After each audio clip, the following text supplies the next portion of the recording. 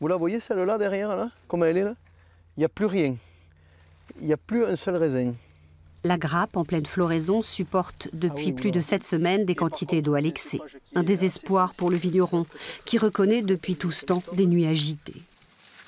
Mais quand on a tous les petits grains qui tombent, ce sont les petits grains non fécondés. On appelle ça de la coulure physiologique, non-fécondation. La récolte, au lieu de rester accrochée sur les grappes, tombe. Et donc cette grappe, au lieu d'avoir 200 grains par exemple, elle va se retrouver avec peut-être 30 ou 40 grains. À l'Institut français de la vigne et du vin, Olivier Llobrega ne peut que constater le phénomène. C'est le vent qui transporte le pollen. Et s'il pleut, le pollen reste mouillé et l'humidité, les conditions d'humidité et le froid sont très défavorables à une bonne fécondation et à un bon transport aérien par le vent du pollen.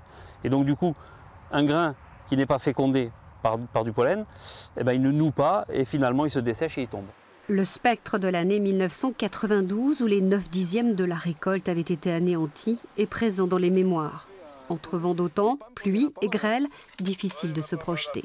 C'est la maladie physiologique qui est la plus terrible pour nous parce que c'est une perte de récolte que vous constatez sans avoir rien à vous reprocher. Ici, en plus, il y a les cailloux. À la limite, c'est le côté aléatoire de ce métier qui le rend à la fois merveilleux quand la nature vous aide et limite supportable quand elle s'acharne contre vous.